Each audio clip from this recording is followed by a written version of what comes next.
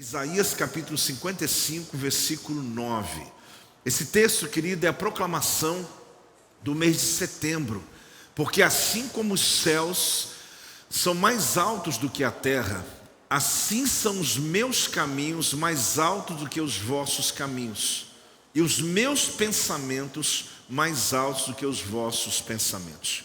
Leiam comigo, 1, 2, 3. Porque assim como os céus são mais altos do que a terra, assim são os meus caminhos mais altos do que os vossos caminhos, e os meus pensamentos mais altos do que os vossos pensamentos. Vamos dar uma salva de palmas a Jesus. Esse texto, por essa declaração. Para aqueles que nos visitam, nós temos uma prática aqui no ministério, porque entendemos que quem se adianta governa. Então hoje o tema que eu vou ministrar hoje, seus caminhos, meus caminhos. Nesse tema, quem se adianta governa, é uma frase, um entendimento que nos segue, de que nós temos a bênção e a autoridade para liberar a palavra, porque a palavra é criativa, a palavra é criadora. Deus usou a palavra para criar. Então nós temos esta unção, nós temos essa autoridade, nós temos essa herança de poder liberar a palavra e a palavra se materializar, a palavra construir caminhos para nós. Então por isso que temos esse entendimento de quem se adianta governa, quem se atrasa é governado. Quando você tem uma noção disso, nós olhamos agora para frente, próximo mês que vai entrar, hoje à noite, meia-noite, quer dizer, amanhã a gente já amanhece com esse novo mês, que a gente já entre, sabe, entendendo algumas coisas, liberando algumas palavras, governando sobre algumas áreas da nossa vida, para que quando Satanás tentar qualquer coisa contra a sua vida, o entendimento é esse: você está atrasado, então você vai ser governado, porque antes de entrar o mês, eu já liberei decretos, já liberei palavras. Então não hesite em liberar uma palavra aí do teu lugar. Às vezes você ouviu uma ministração, se ele concorda, ou declara algo que necessariamente eu não tenha falado, mas você se lembrou que tem a ver com a tua família, tem a ver com a sua vida, com a tua saúde. Libera, sabe, acelera, pede a Deus para acelerar projetos que estão para acontecer na tua vida. Que texto bonito, né? O profeta Isaías é um dos meus preferidos, né? Eu sei que a Bíblia toda é fantástica, mas o profeta Isaías, ele tem uma capacidade de revelar coisas ocultas de uma maneira simples, porque ele está falando de algo muito grande aqui. Ele está falando porque assim como os céus são mais altos do que a terra, assim são os meus caminhos mais altos do que os vossos caminhos, e os meus pensamentos mais altos do que os vossos pensamentos. Eu não dei shalom para quem está em casa. Você que está em casa, é shalom, ou mesmo quem vai me ouvir, né? Essa mensagem depois fica no YouTube. Que Deus abençoe também a vida de vocês. Está aí um tema, gente, que eu particularmente me chama muito a atenção. Existem algumas coisas na Bíblia que talvez pulem mais alto para você, porque tem a ver com a tua chamada, tem a ver com aquilo que Deus tem te usado para ministrar. Caminho para mim é um tema muito importante, porque o meu ministério é muito forte como romper limites, né? De superação. E conhecer o caminho de Deus para mim é um desafio, porque eu percebo que quando Deus se revela a uma pessoa, quando Deus nos presenteia, nos dando entendimento sobre o propósito que Ele tem sobre a nossa vida, nós conseguimos ter muito mais sucesso na nossa caminhada, perdemos menos tempo, né, olhando para o lado, porque temos certeza para onde estamos indo. Então para mim é um tema que me chama a atenção, porque conhecer os caminhos que Deus preparou para nós é um desafio constante.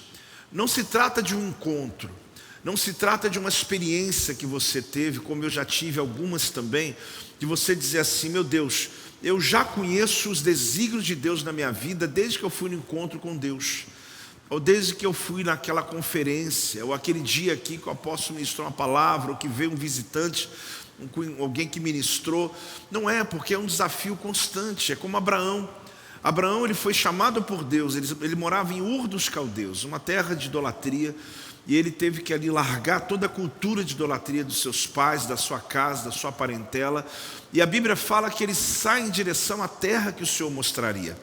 Ali você descobre que ele começa a ir atrás de um caminho que ainda não foi revelado. Abraão precisava descobrir o seu caminho todo dia. Era uma constância, era uma intimidade com Deus, era uma busca constante. Então não se trata de um momento, apóstolo, eu fui no culto, pronto, está resolvida a minha vida, eu já sei tudo que Deus quer para mim. Não, não vai ser assim. Deus vai se revelando à medida que você se entrega. Deus vai se revelando à medida que você tem intimidade com Ele, à medida que você é mais inteiro para Ele, à medida que você é mais honesto com Ele, à medida que você para de andar na distância e começa a se aproximar de um Deus que quer se revelar. Deus quer revelar a bondade dEle para nós. E é interessante que na palavra de Deus a gente já vai encontrar algumas pessoas que depois de uma revelação mais íntima, Saulo, por exemplo, ele viu uma luz. Daniel, mesma coisa. Você vai ver que Moisés teve essa experiência, não só no Êxodo 3, mas em Êxodo 33 também, quando ele fala: Senhor, mostra-me tua glória, se esconde nessa fenda da rocha que eu vou me revelar. Então você vai descobrindo que à medida que essas pessoas conheceram Deus mais de perto, foi à medida que eles conseguiram maior êxito na vida deles ministerial. Então Deus quer se revelar, talvez a gente que não esteja pronto. E aqui essa mensagem de hoje ela é muito profunda, porque Isaías fala desses caminhos altos, desses pensamentos distantes. Ele fala de uma distância homérica da nossa vida, do nosso pensamento com o pensamento de Deus. Eu faço a comparação aqui aqueles montanhistas, né? Aqueles que são os pioneiros, né? Que vai numa montanha que ninguém subiu ainda, vai colocando os grampos, né? E ele vai ali com muita, ele vai preso aos lugares que ele já conquistou aqui embaixo, mas acima dele não tem nada que possa suportá-lo. Ele vai ter que subir, marcando. Quando ele chega lá em cima, joga a corda, o lugar está cheio de grampo, já está todo preso já. Aí vem um segundo montanhista e vai subindo no caminho que o primeiro abriu. O primeiro, ele enfrentou desafios maiores, sim ou não? Por quê? Porque assim foi com Abraão. Abraão ele foi fazer a rota de Jerusalém. Ele fez o último altar dele, quando ele sai de Ur dos Caldeus. Imagina a cena, ele sai de uma terra longínqua, e ele vem pelo deserto afora, conhecendo lugares, e ele vai levantando altares, fazendo uma bússola, um mapa. Quando ele termina a sua peregrinação, foi no Monte Moriá, quando Deus pede o próprio filho dele. O Monte Moriá, que Abraão não precisou, mas levou o próprio filho por sacrifício, é hoje onde é a atual Jerusalém de hoje. Então o que aconteceu?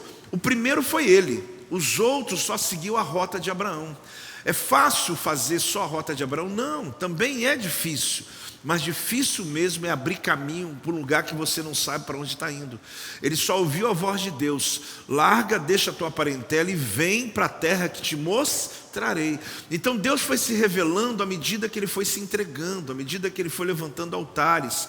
Abraão só levantava altares quando ele percebia que o desafio era maior do que a possibilidade que ele tinha na alma dele, no corpo dele, nas finanças dele. Ele sabia que era improvável aquela próxima fase. Então levantava um altar para que ele pudesse acessar o céu na terra, para que Deus pudesse possibilitar o impossível tornando possível. Quem está entendendo até aí, diga amém.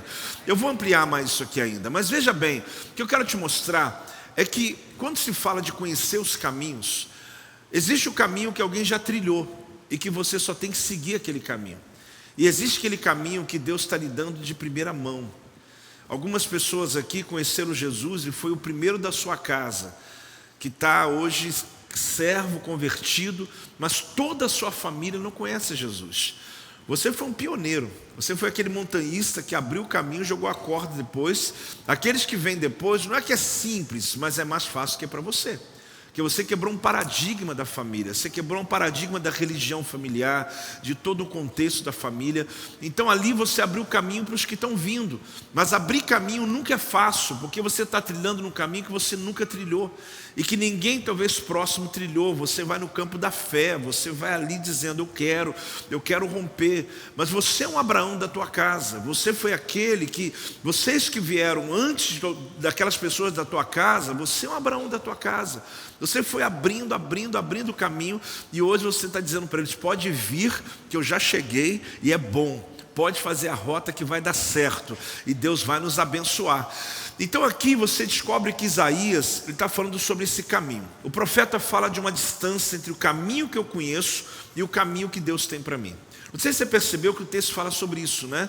Que os caminhos, ele fala assim como o céu é muito alto, a terra é muito lá embaixo, ele está dizendo assim são os caminhos de Deus. Os caminhos de Deus são altos demais para o nosso caminho. Os pensamentos de Deus são muito altos para nós. Mas não é um desafio, é um convite. Você vai perceber que ele está dizendo que nós podemos ter o pensamento de Deus e nós podemos ter o caminho de Deus dentro de nós. Então ele faz, aqui você percebe que ele está falando sobre distância, né, sobre os pensamentos, ele faz uma comparação sobre essa enorme distância que tem. E eu acredito que a distância maior continua sendo como na época. Porque a Bíblia, querido, foi escrita sem algumas descobertas que foram feitas depois. Um dia eu estava citando aqui que o sol parou. Eu tive que falar, o sol não para, mas a terra que teve que parar, porque na verdade não tinha o advento da descoberta ainda que você tem acesso hoje, que a terra é que gira. Então a Bíblia não está errada, mas quem escrevia é um homem, e ele está ali colocando. Então eu li Isaías, eu falei, meu Deus, ele falou que o céu e a terra é a maior distância que existe.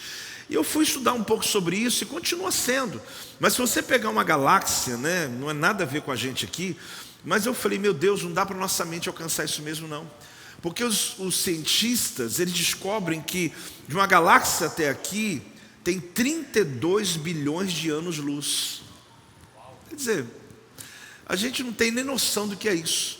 Então Isaías está querendo dizer o seguinte, se os caminhos de Deus são altos como o céu é alto, ele só está dizendo que a gente que tem a mente finita não entende uma mente infinita.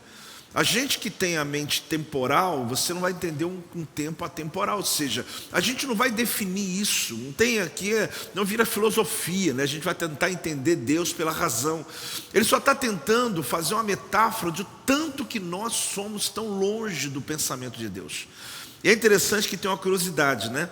32 bilhões de anos-luz de distância, e cada vez que vai ver de novo, ele já está mais longe ainda. Aí Deus me falou, né, que se afasta cada vez mais, assim como os caminhos de Deus se afasta cada vez mais do homem na terra. Cada vez o homem vai se afastando mais de Deus. Cada vez os pensamentos de Deus ficam mais distantes do homem na terra. Só que aqui eu quero colocar algumas coisas importantes. Primeira, o fato de serem altos não significa que sejam inacessíveis. Vamos falar junto isso aí? O fato de serem altos não significa que sejam inacessíveis. Altos o quê? Deixa eu lembrar o texto, tá, para você pegar a matéria aí. O texto diz o quê? Do mês de setembro. Porque assim como os céus são mais altos do que a terra, assim são os meus caminhos mais altos do que os vossos caminhos, e os meus pensamentos mais altos do que os vossos pensamentos. Então eu estou conversando contigo desde o início aqui. Primeiro ponto é esse: o fato de ser distante, o fato de serem altos, não significa que não são acessíveis para nós. A verdade é que Isaías, o profeta, ele está mostrando para nós essa distância, mas ele não está dizendo que nós não vamos poder alcançar. Deixa eu ainda ampliar mais isso ainda. Isaías capítulo 40, versículo 12 a 14. Olha o que diz aqui a respeito desse poder, dessa soberania de Deus.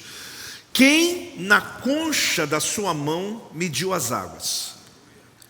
Você deve ter visto esse texto já, né? Mas imagina pegar todos os oceanos, toda a água que tem na terra, e quando Deus mede, ele mede na concha da mão dele. Então você diz assim, ele é grande ou não é? Isaías então vem falando dessa grandeza, não é poesia, ele está mostrando a nossa distância que nós temos do Criador. E às vezes nos sentimos ainda, mesmo ele nos amando e sendo tão poderosa a ação dele na nossa vida, nós nos sentimos desamparados. Então ele está mostrando para nós o quê? Ele mede todos os mares, as águas de rios e tudo que existe. Ele mediu as águas e tomou a medida dos céus. Como que ele mede os céus? Está escrito o que aí? A palmos. Quem recolheu na terça parte de um efa o pó da terra e pesou os montes em romana? Você sabe o que é uma romana? Ou os outeiros em balança de precisão? Quem trabalha com ouro, quem trabalha com diamante, eles têm umas balanças pequenas, de precisão. Você tem ali, não pode errar nada. Então, quando Deus foi pesar o Monte Everest, Ele tem que pegar com a pinça e colocar numa balança de precisão, para tentar mostrar para você e para mim o tamanho dele. A gente olha aquela montanha e diz, isso é muito grande. E Deus fala, mas eu, para poder pegar, eu tenho que pegar com a pinça e colocar numa balança, porque não dá nem para colocar numa balança normal. Do tamanho de Deus proporcional às coisas da terra. Quem está entendendo, diga amém, querido. Por que eu quero apresentar isso para você? Porque é aqui que Isaías mostra. Aí ele fala o seguinte, se ele pesa isso em balança de precisão, em romana, quem guiou o Espírito do Senhor, ou como o seu conselheiro ensinou? Deus tem conselheiro? Não. Com quem tomou ele conselho para que lhe desse compreensão? Quem o instruiu na vereda do juízo? E lhe ensinou sabedoria e lhe mostrou o caminho de entendimento. Ele está dizendo, ninguém. Ele é soberano. Ele é Deus todo-poderoso. Ele é criador de todas as coisas. Os caminhos dele são muito altos. Os pensamentos dele são muito altos. Apóstolo, mas que profecia é essa para a minha vida nesse mês de setembro? Calma. É exatamente isso. Eu quero lhe apresentar. 1 Coríntios 2,16 fala assim, pois quem conheceu a mente do Senhor, que o possa instruir? Aí vem a resposta. Nós, porém, temos o quê? A mente de Cristo. Você já vai começar a perceber, querido, que essa distância toda, ela começa a se aproximar quando aquele que é o caminho, a verdade e a vida, tocou essa terra. Quando aquele que habitava nos céus desceu para morar nessa terra, tabernaculou, habitou entre nós, vimos a sua glória como a glória do Pai.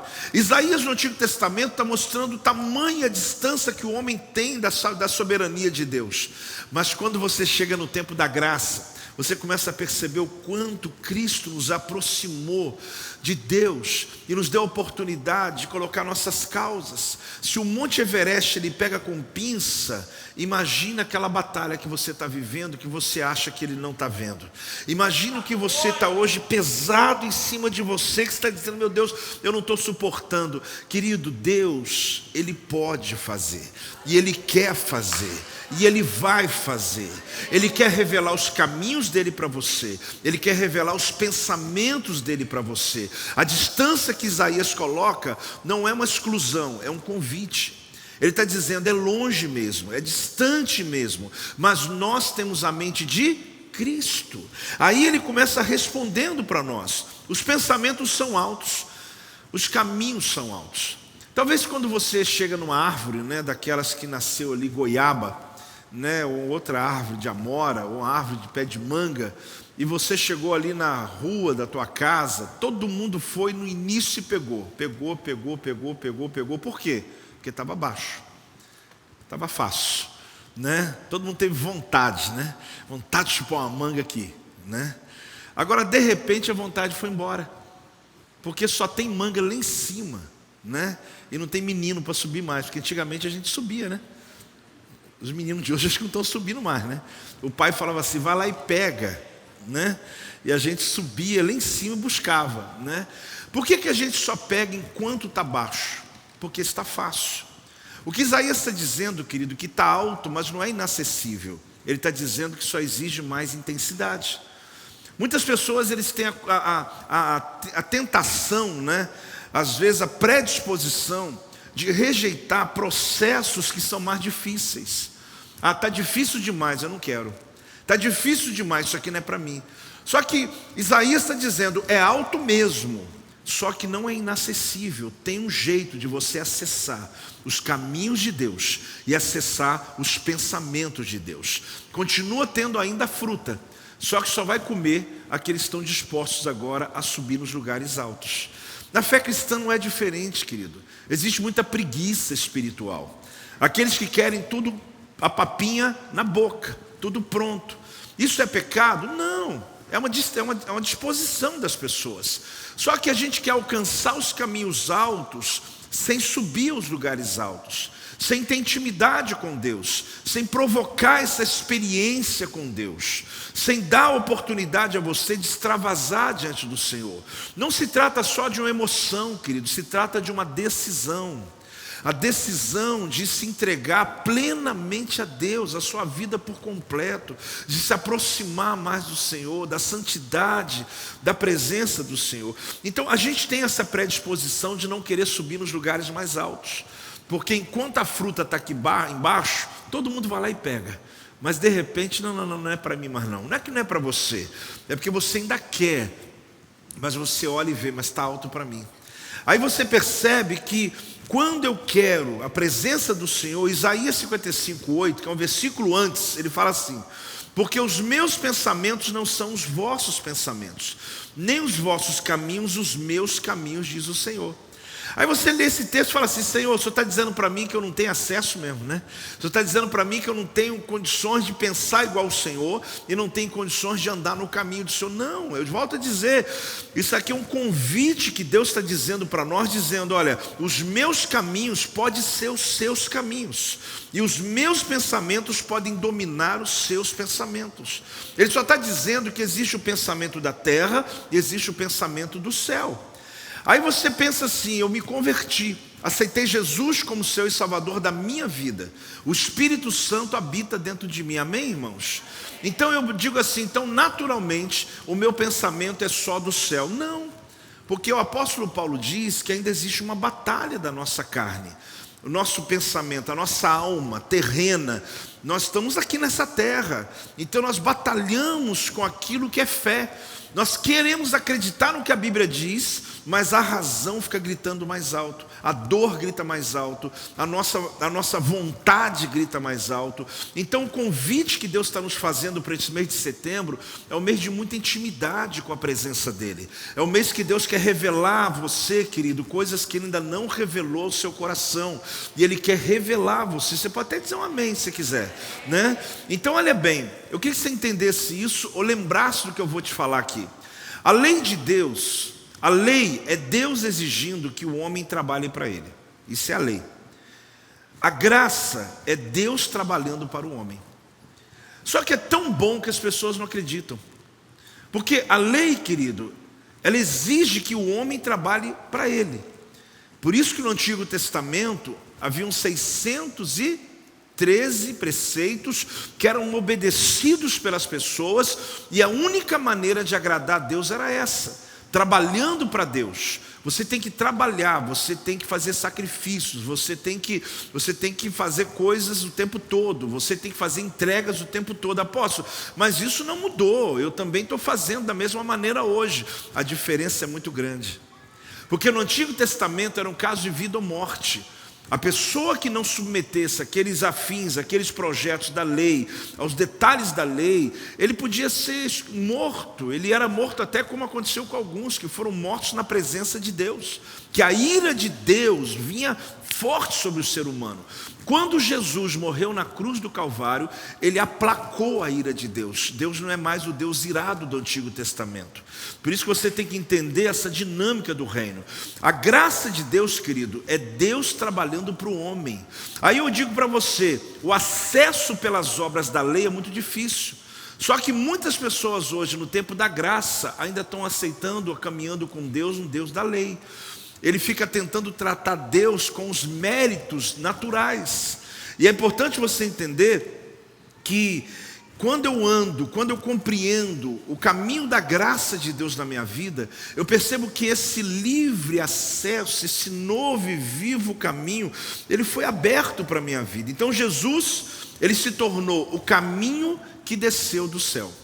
Ele deu para nós esse caminho. Os caminhos são altos, os pensamentos de Deus são altos, só que Jesus desceu com eles e veio habitar entre nós e disse: eu sou o caminho, eu sou a verdade, eu sou o pensamento de Deus na terra, eu sou a própria vida de Deus na terra. Então Ele nos deu um acesso que o homem não tinha, que Isaías não tinha. Ele diz: olha, é muito distante.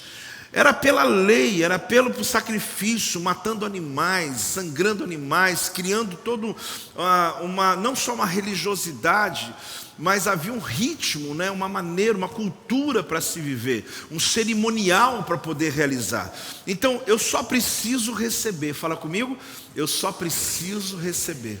Apóstolo, mas eu não consigo entender. Eu sei, esse é o difícil, que é bom demais para ser verdade, né? Eu só tenho que receber a graça de Deus. Eu vou dizer uma coisa para você muito importante, querido. Se houvesse alguma coisa que dependesse de nós para receber a graça de Deus, não seria graça. Porque a gente ainda acredita que o amor de Deus pelo ser humano tem a ver com a nossa ação em relação a Ele. Deus me ama porque eu dou mais alegria para Ele. A gente ainda acredita que a gente pode fazer alguma coisa para aumentar a graça de Deus sobre a nossa vida. Paulo disse que a minha graça te basta. Eu já expliquei isso aqui uma vez, já fiz a dinâmica, né? Que a graça não se movimenta, nós é que movimentamos. Enquanto a graça de Deus está aqui parada, eu já fiz algumas vezes, mas vou lembrar de novo. Você está pedindo a Deus, Deus aumenta a sua graça, aumenta a sua graça. Não, é porque os seus questionamentos, a forma de viver com Deus está colocando você aqui em cima. Você achando que você fez coisas que outras pessoas não conseguiram fazer. E você então se tornou um filho mais amado do que outros. Ou muitas vezes você quer questionar que Deus te responda algumas perguntas e você está aqui acima. Quando você começa a reconhecer que na verdade nós não merecemos nada, mas que Deus é muito gracioso para conosco, ou seja, você se coloca no teu lugar, a graça de Deus nem se movimentou, você é que desceu para o seu lugar, e você começou a dizer, meu Deus, Deus está me abençoando, Deus está sorrindo para mim, Ele sempre esteve aqui, você que estava acima, e você desceu para se submeter à vontade dEle sobre a tua vida, é aquela gratidão de dizer, Senhor, eu quero te dizer que eu vou te agradecer, vou te louvar, vou viver na tua presença, independente das coisas que ocorrerem à minha volta. Então o que significa isso? Efésios 2, de 8 a 9, eu quero ler alguns textos hoje para poder você ficar bem firme nessa convicção. Efésios 2, 8 a 9, porque pela graça sois salvos, mediante a fé. Isso não vem de vós, é dom de quem? Não de? Para que ninguém se glorie. Que texto lindo é esse, gente? Só que a gente lê isso aqui e fala, não, mas não pode ser tão fácil assim. Não, eu tenho que fazer algum sacrifício, eu tenho que fazer alguma coisa. É onde a gente confunde uma coisa importante. Você não pode linkar salvação com conduta. Fale comigo, salvação é uma coisa, conduta é outra coisa. A gente começa a tentar achar que a salvação tem a ver com a conduta da gente. O fato de você ser uma pessoa de caráter, uma pessoa que tem palavra, uma pessoa de conduta, uma pessoa que faz o bem às pessoas, ok, isso vai te trazer uma vida abundante, isso vai te trazer uma colheita maravilhosa, mas isso não te traz salvação. A tua salvação não tem nada a ver com esse homem, essa mulher aqui boa. A salvação, querida, ela alcançou todo o ser humano que confessou Jesus como Senhor e Salvador da vida dela. Não importa quem ela foi, não importa quem ela é, não importa o que ela fez, não importa o que ela realizou. A graça de Jesus veio sobre aquela vida na mesma proporção que veio sobre a tua vida e alcançou você. Só que a gente começa a achar que tem a ver com obras. Ele fala, não tem a ver com obras, porque se fosse obra a gente ia ficar metido, não é? Para que ninguém se glorie. Mesmo assim tem gente que se gloria. Ele fala, não, é porque eu sou assim abençoado, porque eu sou fiel, porque Deus, eu tenho andado com Deus há muito tempo, não tem uma mácula na minha vida, a minha história é uma história de isso, aquilo. É um ser humano orgulhoso, que ele acha que o amor de Deus tem a ver com isso, só que ele está confundindo com conduta. Apóstolo, mas não vale a pena ser uma pessoa correta? Lógico que vale. Isso vai lhe trazer uma colheita extraordinária nessa terra. Só que não significa que a tua salvação veio por isso. A tua salvação veio só porque você confessou Jesus como Senhor e Salvador da tua vida. E você ali é salvo pelo nome de Jesus. Então preste atenção, gente. Se a salvação fosse ligada mesmo que de uma maneira reduzida à conduta do homem, Jesus não morreria por ninguém. Não teria sentido ele morrer. Se a salvação, mesmo que fosse uma coisa reduzida, a uma coisa boa que você fez, não, eu sou lá na casa, eu sou o que fui salvo, porque eu sou a melhor pessoa da família. Ei, meu Deus, né? É uma coisa que a gente sente bem falando isso, continue falando, mas isso não é verdade. Deus te alcançou pela misericórdia. Deus me alcançou pela misericórdia. Fala amém, irmão, pode falar. Deus me alcançou pela misericórdia. Nós não merecíamos estar aqui hoje. Nós não merecíamos dizer: Deus, Tu és o meu Deus. Nós não merecíamos sonhar com o céu. Mas por causa de Jesus Cristo, que tomou sobre Ele toda a nossa dor. Algumas vezes, de vez em quando eu prego aqui momentos do sofrimento de Jesus, para lembrar você o trajeto que Ele fez. Ele não teve nenhum pecado, Ele tomou sobre Ele toda a nossa enfermidade. Apóstolo, mas eu não entendo como que uma pessoa que fez tanta coisa errada, ela pode ser justificada. Irmãos, isso aqui é mais fácil de entender do que eu vou te falar. O que eu não conseguiria entender é como alguém tão puro como Jesus levou sobre Ele todo o pecado da humanidade. Você está entendendo? Eu não entendo como uma pessoa tão errada pode se tornar tão pura. É mais difícil entender como uma pessoa tão pura como Jesus levou tanto sofrimento sem ter feito nada, porque Ele substituiu sobre Ele nossa dor. Ele levou sobre Ele, eu insisto em lembrar isso a você. Essa enfermidade que está aí, querido, você tem poder e autoridade para dizer: sai em nome de Jesus. Você, o sofrimento que está vindo, a angústia, a ansiedade, a preocupação, essa atividade constante dentro de você, você tem poder para dizer: Shalom vem de Deus para mim, vem a paz de Cristo que excede todo entendimento. Me dá graça, me dá saúde mental, me dá saúde emocional. Você tem poder para liberar, porque Jesus Cristo, que não merecia, Ele levou sobre Ele todas essas enfermidades. Pode dar uma salva de palmas ao nosso Senhor Jesus. Pode dar um glória a Deus em nome de Jesus. Fale comigo: eu tenho um mapa em meu espírito. Eu criei essa frase, querido, porque qual é a preocupação se os caminhos de Deus são tão altos? Os pensamentos de Deus são tão inacessíveis, ou parece ser. Na verdade, querido, 1 Coríntios capítulo 2, versículo 9, olha o que diz aqui essa palavra até o versículo 11.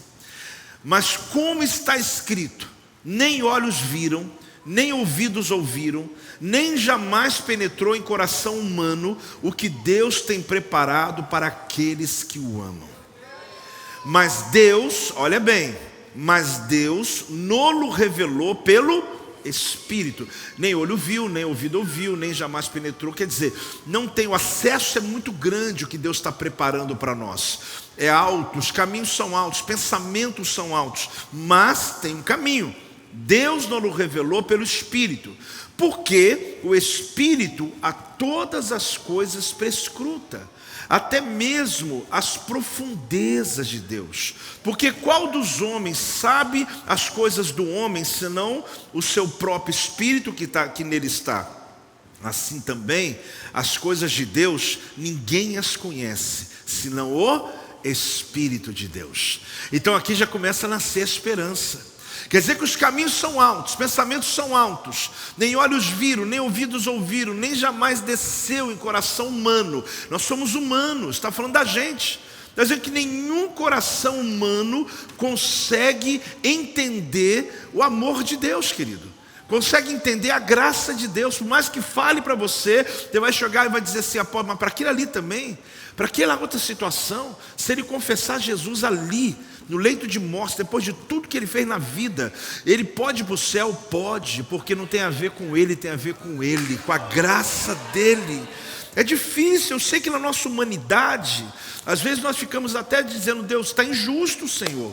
É injusto, como que pode? Eu ando tão certo, eu cuido da minha vida, eu cuido da minha saúde, e como é que eu posso estar doente? Sabe aquela história de Asaf, o Salmo 73, lá em casa depois. Ele está numa crise, ele está dizendo: Deus, eu ando com o Senhor, sou adorador, eu faço a tua obra, eu estou doente. Enquanto está um monte de gente andando de bem e nada acontece com eles. Amado, a graça de Deus, ela está sobre toda a terra. Aquele que confessar Jesus será salvo.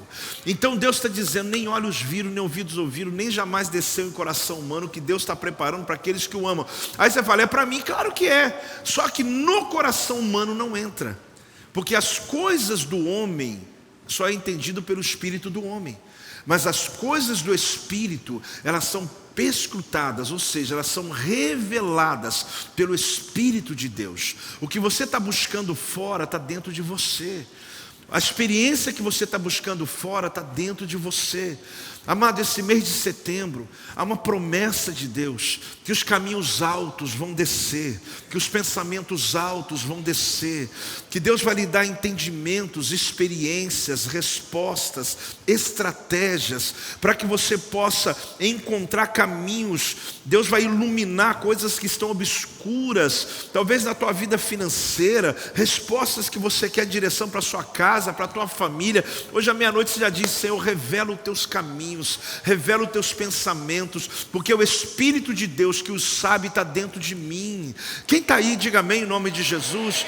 Aí você diz: apóstolo, mas ainda é muito geral. Não, é sobre as coisas da vida, é sobre esses questionamentos nossos, é sobre as dores que vivemos. Ele está dizendo: o meu Espírito está em você. Porque enquanto você quer entender na sua humanidade, você não vai entender as coisas do homem, ou seja, o espírito do homem não discerne as coisas do Espírito de Deus. Mas a Bíblia diz que dentro de nós habita o Espírito de Deus. Aquele que confessou Jesus como Senhor e Salvador da sua vida, ele já foi salvo. Muitas pessoas fazem pergunta para mim na internet. Eu tento responder todas. Agora há pouco o menino dizia assim: apóstolo, eu sou criado na igreja, eu sou crente a vida inteira, mas eu tenho tanta vontade de ir num culto de religião afro.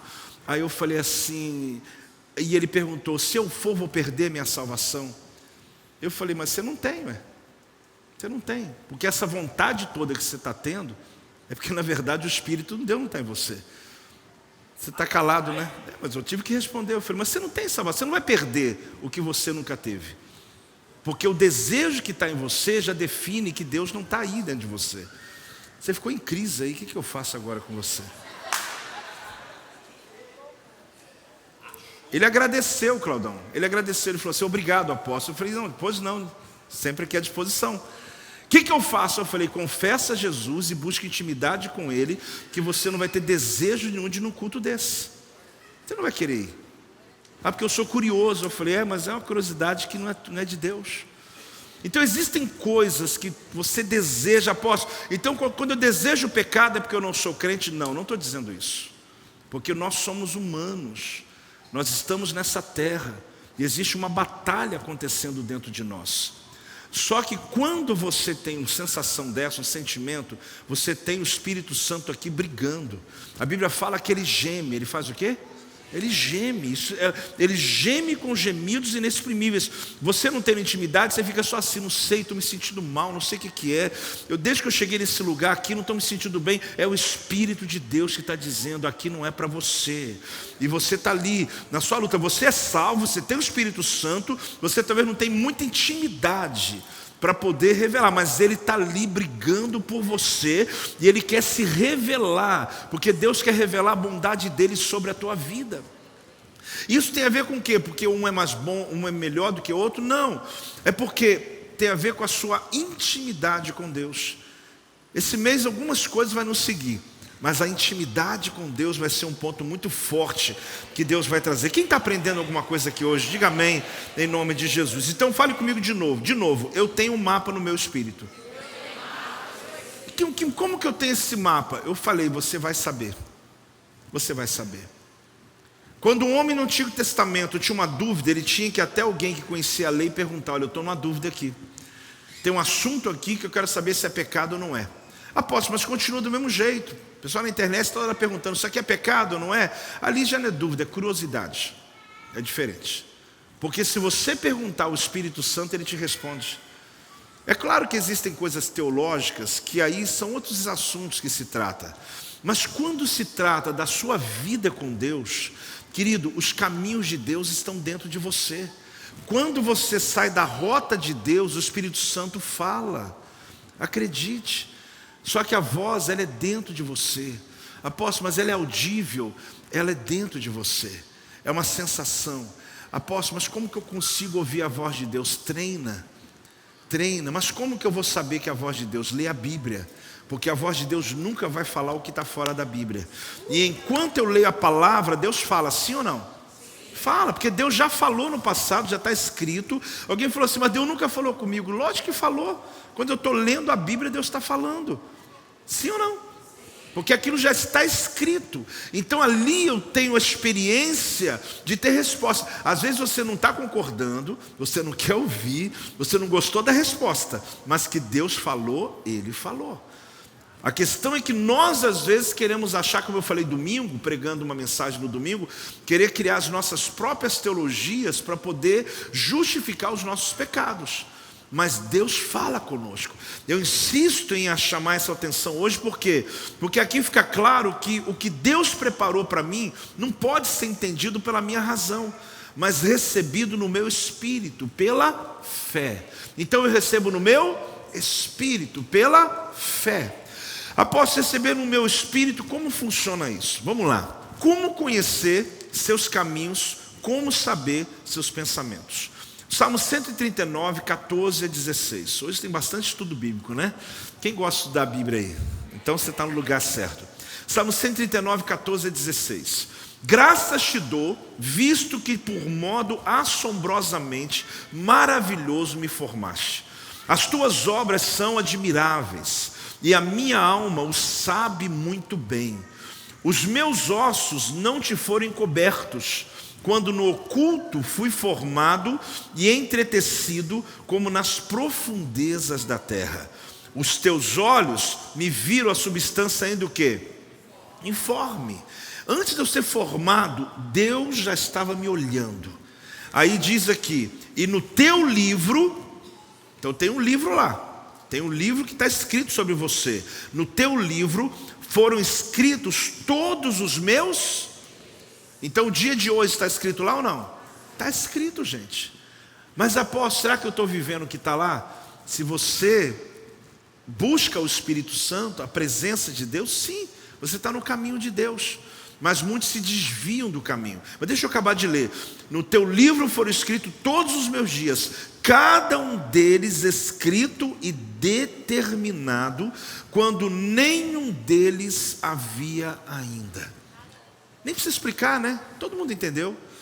Então, antes de tudo, na substância informe, isso aqui é poesia? Não. Isso aqui é teologia. Isso aqui é Deus se revelando para você e para mim. Ele está dizendo, meu filho, eu conheci você, você nem era você ainda. Você era uma substância, e eu já estava olhando para você. E eu já escrevi no livro, cada um, e determinei cada dia da tua vida, já está anotado no meu livro. Então os caminhos que são altos, na verdade, foram colocados dentro de nós. Agora, como eu posso conhecer esse Deus poderoso? Quando Deus criou Adão, criou quem? Todo mundo já ouviu isso, mas nós sabemos que Deus criou o homem como um corpo. Não havia ainda vida, era apenas o corpo criado do pó da terra. A palavra liatzia significa Deus espremendo a terra e formou o homem daquilo que ele espremeu. É como Deus formando o homem, é como o oleiro trabalhando um vaso, e ele trabalhou ali o homem e fez a gente. Quando ele cria Adão, querido, só estava ali o corpo, mas a Bíblia diz que Deus soprou do Espírito, Ruá, né, o Ruach, Novo Testamento Nefesh, enfim, ele sopra do Espírito. Quando Deus sopra no pulmão de Adão, ele vive. Ele se tornou agora não só um corpo ali, mas uma alma vivente, um corpo glorificando, ou seja, uma vida, o zoe, a vida de Deus estava nele. Então quando Adão começa a se relacionar com Deus, ele falava com Deus face a face. Todo dia na viração do dia, querido, havia um momento de intimidade. Não é à toa que chega final da tarde, dá aquela penumbra, e não é só no tempo. Ainda mais se tocava Maria, então, daquela tristeza, né? Não é por causa da religião, não, é por causa da música, a melodia daquele. Você vai ficando angustiado, né? Você está ligado no rádio, né? Apóstolo, mas eu não ouço essas coisas. Sim, mas já ouvi um dia. Você não é tão santinho assim também, não. Já ouviu? E de vez em quando ainda ouve ainda. Não tem nada a ver, é só uma música, tá, gente? Só uma música. E se gostar, tudo bem também. É música. Agora, melodia, né? O que está dizendo ali? Aquele final de tarde, a gente tem uma sede, um vazio dentro do homem. É um dos momentos de muita... Porque Deus falava com Adão nessa viração.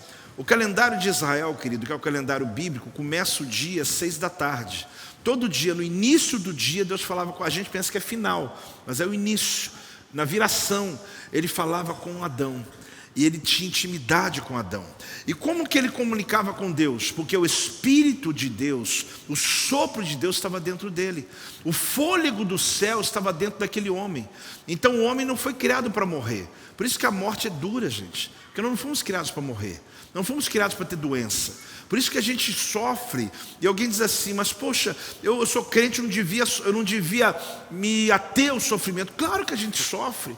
Porque quando alguém morre, a gente sente a dor, porque é uma partida. Tudo bem que a Bíblia diz que nada vai me separar do amor de Deus, nem a morte, nem a vida. Depois de Jesus Cristo, querido, nem a morte. A morte separa a gente das pessoas que nos amam, mas não separa você do Criador mais. Mas olhe bem, ali viu que o sopro de Adão. Quando Adão pecou, Adão e Eva pecam, ele foi expulso do jardim. E o que foi tirado dele? A vida de Deus. Por isso que o homem passou agora a morrer. Porque o salário do pecado é a morte.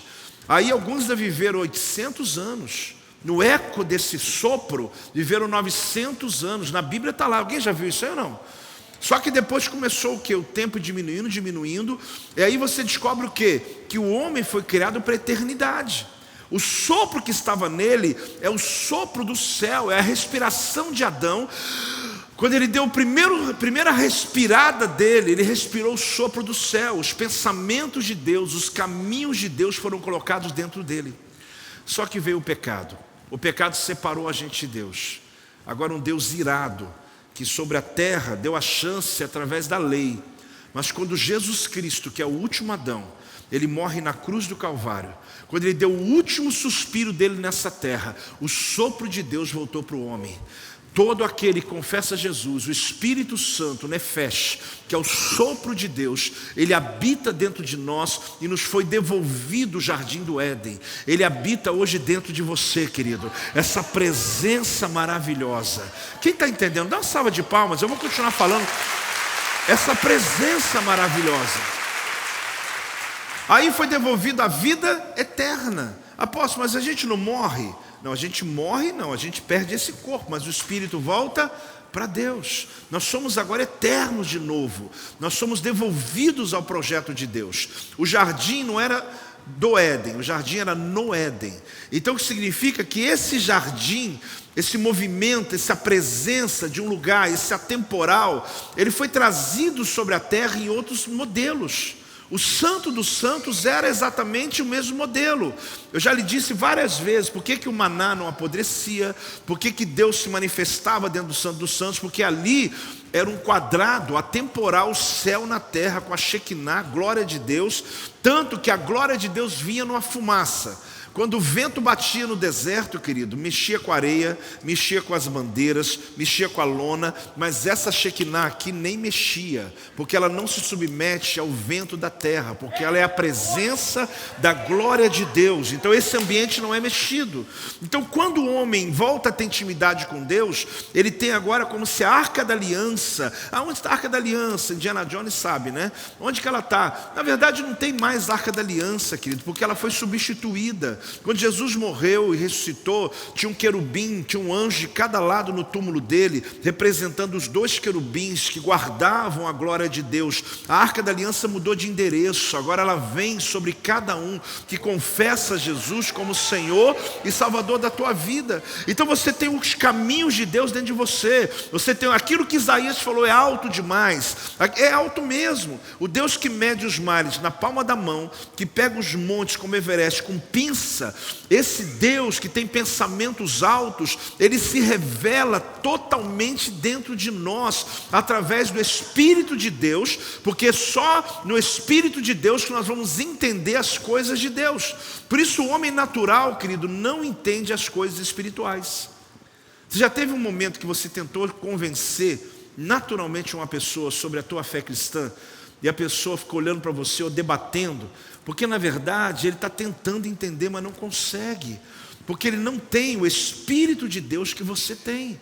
E esse é exatamente o que nos difere das pessoas que ainda não confessaram Jesus como Senhor e Salvador da tua vida. Você não está num ambiente de férias, você não está num clube de pessoas amadas, você não está numa confraria de amigos, você está na igreja de Jesus. Você recebeu poder para poder subjugar demônios, você recebeu poder para poder declarar um caminho novo para você. Essa noite você vai imbuir de autoridade e você vai se lembrar dos teus filhos, seus pais, sua família, teu casamento. E você vai dar voz de comando ao mês de setembro, porque há um poder de Deus. Você tem que entender isso. O Éden está em você, a autoridade lhe foi devolvida. Só que Satanás quer que você seja ignorante. Ele quer que primeiro você viva na lei, porque quando eu estou na lei, eu vou ser tratado na lei. Um dia um jovem se aproxima de Jesus e queria seguir Jesus. Como que eu faço para te seguir? Só que a Bíblia fala que esse jovem, ele seguia a lei. Jesus falou para ele, e a lei de Moisés? Ele citou os 10 mandamentos e falou, tudo isso eu faço. Porque ele tratou Jesus como sendo uma pessoa boa, ele sendo bom. Jesus falou, então faz o seguinte, vende tudo que você tem, dá para os pobres e vem me seguir. Jesus falou assim com outra pessoa? Não. Jesus só queria mostrar que o primeiro nível da lei, não adorarás outro Deus, que é Mamon. Então você está querendo me tratar como alguém que segue a lei. Então Jesus tratou ele pela lei. Logo depois Jesus entra na casa de Zaqueu. Ele fala, Zaqueu, eu vou entrar na sua casa hoje. Só que ali foi a graça que entrou. Porque quem viu falou assim, como que pode Jesus entrar na casa de um pecador? Quando Zaqueu olhou para Jesus e falou, eu pego tudo que eu tenho e metade eu vou dar para os pobres. Jesus não pediu para ele. Porque a graça, querido, nos confronta muito mais a dar do que viver no jugo da obediência de uma lei que não precisamos mais. Quando eu estou debaixo da lei, eu estou com medo de Deus. Eu dou dízimo que eu tenho medo da pobreza. Eu venho na igreja que eu tenho medo de demônio. Eu venho, irmão, você tem que mudar isso na tua cabeça. O vir aqui, entregar o dízimo, não te faz mais amado por Deus. Isso te faz uma pessoa de autoridade na terra. Porque a graça de Jesus está acima de tudo isso. Talvez eu falando isso até corro o risco de alguns dizer, está vendo? Não vou nem dar dízimo mais. Quando Paulo diz que onde abundou o pecado, superabundou a graça, ele está dizendo para a gente pecar? Não. Porque se onde abundou o pecado, superabundou a graça, então eu vou pecar muito para a graça abundar na minha vida. Não. Ele não está fazendo um convite ao pecado. Ele só está mostrando a você que não é por você, que não é por causa da sua bondade que Deus move na tua vida. Agora, aquilo que Ele nos pede, olha bem, um jovem quis cantar de bonitão com Jesus, contando que ele segue todas as leis. Então vai lá, vende tudo que tem e vem me seguir. O outro, Jesus não pediu nada, ele que quis dar, porque na verdade a graça confronta muito mais. Quando eu vejo esse favor imerecido na minha vida, querido, eu não entrego dízimo porque está na lei. Não, me explica aí, pastor, Antigo Testamento é obrigado ou não é? É lei. Quando eu faço essa pergunta, é porque meu coração está preso. Quem está aí? Quando eu faço isso, quando eu tenho essa necessidade de querer ver, não, então eu quero fazer tudo certinho, apóstolo. O que é obrigado aqui nessa igreja? Nada. Porque, irmãos, a graça nos alcançou. Agora, se eu quero ter vida abundante, existem decisões que eu vou tomar que vai me trazer saúde. Aí o dízimo, repreende o devorador, prospero minha casa. Mas se a pessoa não faz isso, ela vai para o céu? Vai. Porque a minha salvação não depende das minhas obras. Tem alguém aí, gente? Mas as minhas obras eu faço, mas eu ajudo o próximo, porque isso aí vai fazer eu ser uma pessoa mais salva. Não, você dando cesta básica, que eu não dando cesta básica, você vai para o céu do mesmo jeito. Mas quando eu dou uma cesta básica, querido, eu estou plantando uma semente que alguém um dia pode plantar na vida de alguém ou na minha própria vida. É outro princípio. Então, mas eu pensei que eu sou obrigado a fazer isso. Não, isso é religião. Eu sempre faço essa metáfora porque um dia me confrontaram e falaram, apóstolo, os testemunhos de Jeová ficam de casa em casa, trabalham o dia inteiro e vende sentinela e faz, e os crentes não fazem isso. Eu falei, por que não faz? É lógico que não faz. Porque eles têm que vender o livro deles para poder ir para o céu. Se eu tivesse que vender livrinho para vender para o céu, eu tinha uma gráfica aqui, meu irmão. Eu não ia ficar vendendo sentinela de porta em porta, eu ia montar logo uma distribuidora, se eu soubesse que isso me leva para o céu. Se ir para o céu depende das minhas obras, eu ia montar um mercado aqui e fazer, vamos dar comida para o povo, vou para o céu. Nós fazemos porque amamos. O Pratico Esperança existe, não é porque nós temos medo, nós fazemos porque recebemos mais do que merecemos, e por isso nós queremos transbordar na sociedade, queremos abençoar as pessoas. Por isso que algumas pessoas talvez não vai sair evangelizando, não vai fazer apóstolo, por isso, porque tem que obrigar. Não preciso obrigar. Se você for alcançado, querido, se você for visitado, às vezes Deus me visita na minha casa. Eu sei que você também, eu não sou exclusivo. Aquela hora que você tem vontade de chorar, que você lembra do teu passado, da tua história, da tua vida, do amor de Deus. Ninguém precisa me mandar pregar. Ninguém precisa me mandar falar de Jesus. Eu falo porque nem tem como viver sem isso. Porque está dentro de mim, a primeira pessoa que eu encontro, eu quero falar desse amor. Eu não falo porque sou obrigado, eu não falo que eu estou recebendo um galardão no céu. Eu quero falar porque Ele me deu mais do que eu mereci na minha história. Tem alguém entendendo isso, meu amado? Os caminhos dele não são os meus caminhos, os pensamentos dele não são. Só que Ele colocou dentro de mim e disse, meu filho, eu estou aí.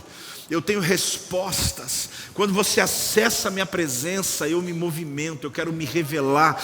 Deus colocou sabedoria, conselho, para você abençoar pessoas. Você tem um espírito de conselho em você. Os 7 espíritos de Deus que Isaías fala, é outra palavra que eu posso dar outro dia, de sabedoria, de conselho, de fortaleza. Está tudo dentro de nós, nós alcançamos em Jesus. Só que nós ficamos subjugados. Meu Deus, o diabo está me pisando, Ah, irmão, tenha vergonha, irmão. Tenha vergonha de falar uma coisa dessa. O diabo não tem como pisar em você.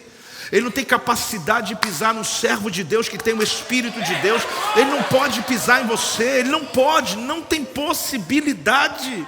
Apóstolo, mas eu não sou tão consagrado assim. Mas mesmo assim, quando Jesus salvou a tua vida, o teu nome foi escrito no céu e cancelado no inferno. Você não pertence mais ao império das trevas. Você não existe lá. Ele não tem autoridade de falar qualquer coisa a teu respeito. Foram cancelados todo escrito de dívida que era contra a tua vida. Já nenhuma acusação há para aqueles que estão em Cristo Jesus. Quer mais? Então dá uma salva de palmas ao Senhor.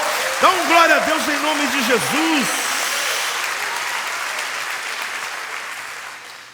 Você sabe, querido, que uma visão se estabelece muitas vezes de uma angústia. Uma angústia que nós passamos, você tem 2 opções. Uma insatisfação, uma dor, uma afronta. Ela pode ser um ótimo combustível para a realização de projetos.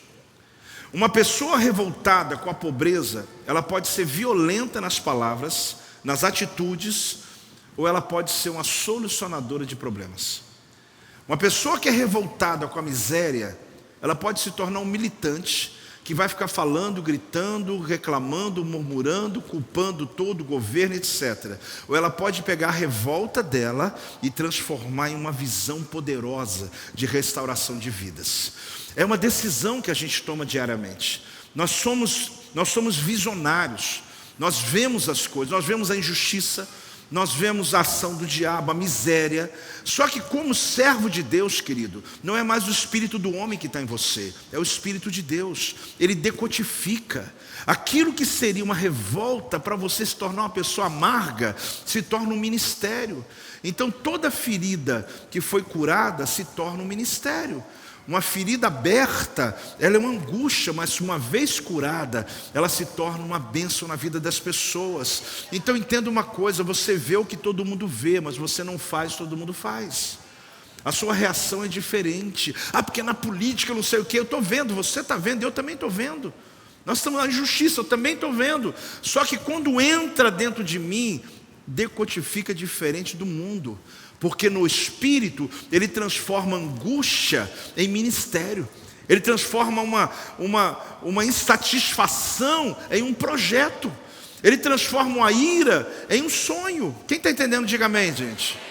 Eu sei que é duro o que eu vou te dizer. Eu já conheci pessoas que na perda de alguém muito próximo, às vezes até um filho, numa enfermidade que talvez nem tinha cura. Eu tive essa experiência de conhecer um casal de médicos assim.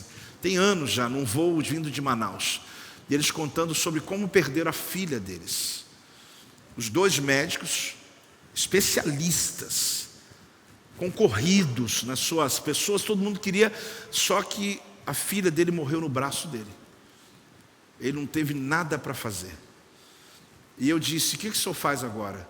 Eu estudo sobre a doença dela, porque outros pais não vão passar o que eu passei.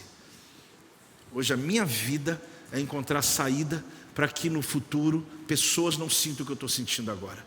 Ele tinha duas escolhas: revoltar-se, virar uma pessoa, um ermitão, sair pela rua dizendo minha vida não vale mais nada, ou eu posso pegar aquela angústia e falar: isso vai virar um ministério, vai se transformar numa missão. Quem está aí, diga amém. Vai se transformar em algo que mude a vida das pessoas. Hoje Deus está plantando isso dentro de você, querido. Deus está mudando essas coisas que talvez estão mexendo dentro de você. O Espírito Santo está mandando dizer para você aquilo que está te angustiando. Ele está dizendo: eu vou transformar em ministério. Aquilo que está lhe causando dor, eu vou transformar em cura. Eu vou usar você para abençoar. Aquilo que é a sua vergonha vai ser a tua honra. Aquilo que é a tua humilhação vai ser o que eu vou abençoar a tua vida. Então eu percebo aqui, já terminando, eu quero mostrar o último ponto para você. Por quê? A resposta. Isaías 55:10 diz assim: porque assim como desce a chuva e a neve dos céus e para lá não tornam, sem que primeiro reguem a terra e a fecundem e a faça brotar para dar semente ao semeador e pão ao que come, ele está falando sobre depois a palavra, que não volta vazia sem primeiro cumprir o seu propósito. Olha que coisa linda. A resposta do versículo 9 está no 10, acabei de ler. Ele está dizendo o seguinte, no 9: os pensamentos e caminhos de Deus são como o quê? São altos. Aí no 10 ele fala: a chuva que vem do alto cai na terra, molha a terra, rega a semente, fecunda a semente, a fim de quê?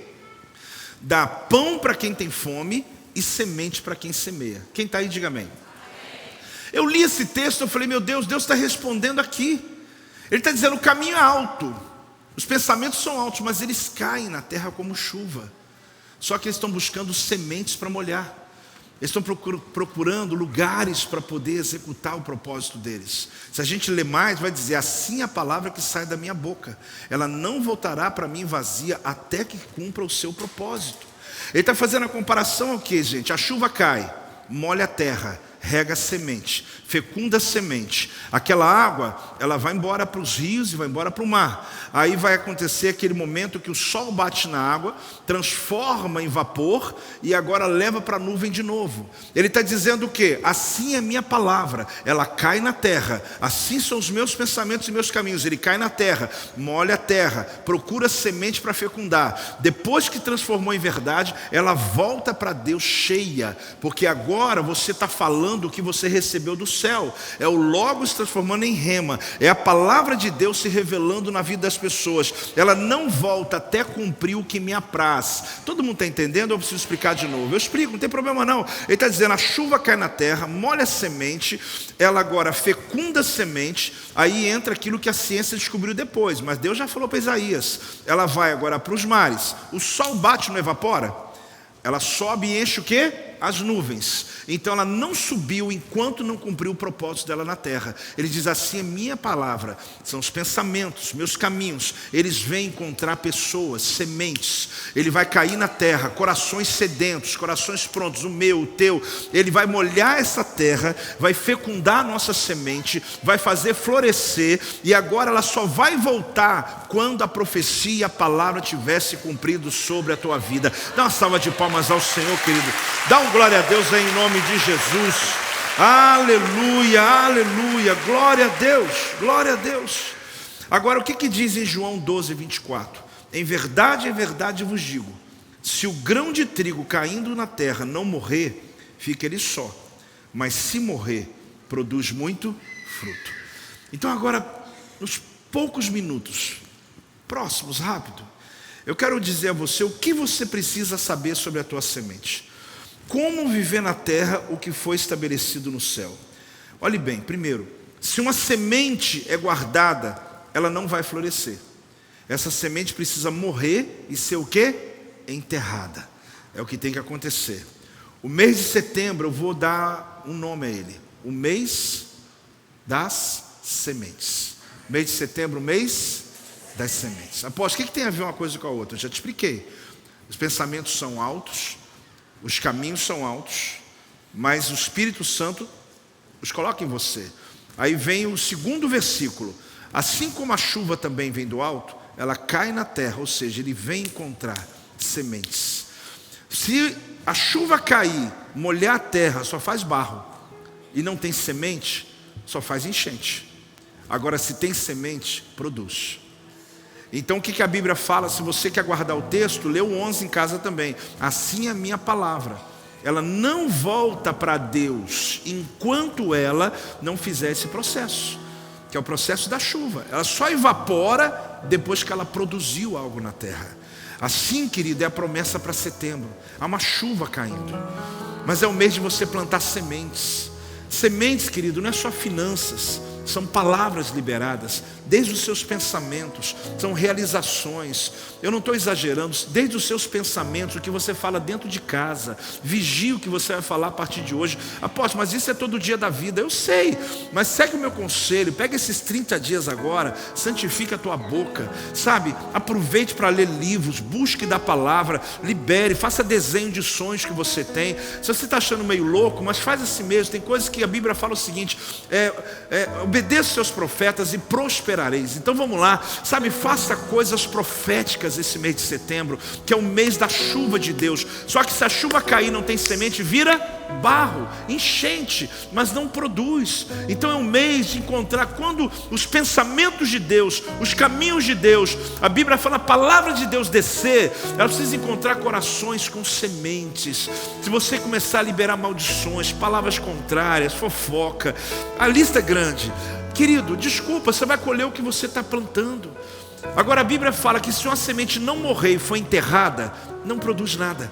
Ela tem que morrer. Tem que morrer. Ela morre. A semente que morre, querido, é aquela que você confiou em Deus. Quando eu entrego uma oferta, querido, nesse domingo eu vou entregar, é simples, é um ato profético. Todos vocês vão sair daqui com essas sementes aqui, ó, nesse saquinho. Eu mandei produzir bastante, né? Ele deve colocar umas 7, sei lá, em cada um. Eu vou entregar para você.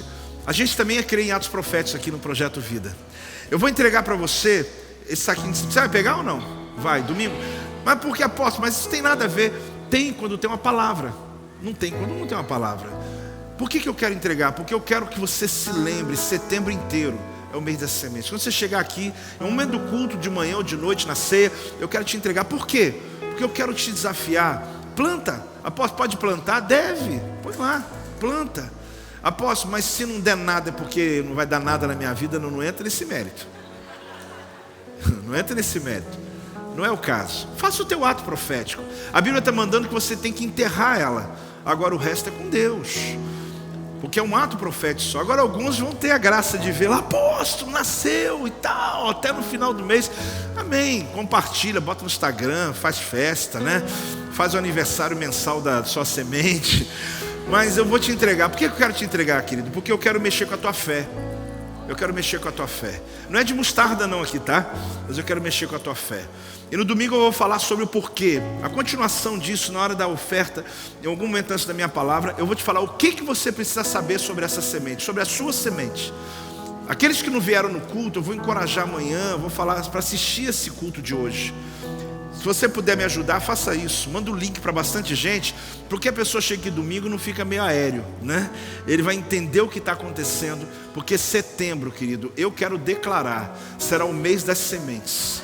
A chuva vai cair e ela vai encontrar não só barro, ela vai encontrar sementes plantadas, financeiras, palavras liberadas, projetos, sonhos que estavam acabados, situações que você tinha desistido.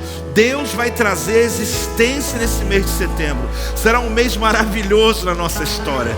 Será um mês de respostas do céu, um mês de ação do Espírito sobre a tua vida. Uma esperança está nascendo em você, querido, para você passar isso para outros. Fica de pé, vai ficando de pé aí, para você passar isso para outros, para você ministrar isso em outras pessoas, para você abrir o coração de outros. Irmãos, Deus vai te usar para encorajar pessoas que estão desanimadas, pessoas que estão dizendo que não tem mais jeito. É um mês muito importante para o Brasil, muito importante. Está uma guerra política, tanta coisa. Então, casa agora, eu posso falar disso outro dia, mas assim, é um momento que você, como servo de Deus, querido, tem as suas convicções. Os caminhos de Deus estão em você, os pensamentos do Altíssimo estão em você. Então olha, aproveita. Se você estiver acordado hoje à meia-noite, vai lá, antes de dormir escreve. Tem que ficar, não dorme cedo, mas quando você acordar amanhã, primeira coisa que você vai falar com Deus: Senhor, é o mês das minhas sementes. Aleluia, dá uma salva de palmas, dá um glória aí em nome de Jesus. Aleluia, meu Deus, graças a Deus. Obrigado por assistir até aqui. Se inscreva em nosso canal para que você possa acompanhar as nossas pregações e venha fazer parte da família Projeto Vida.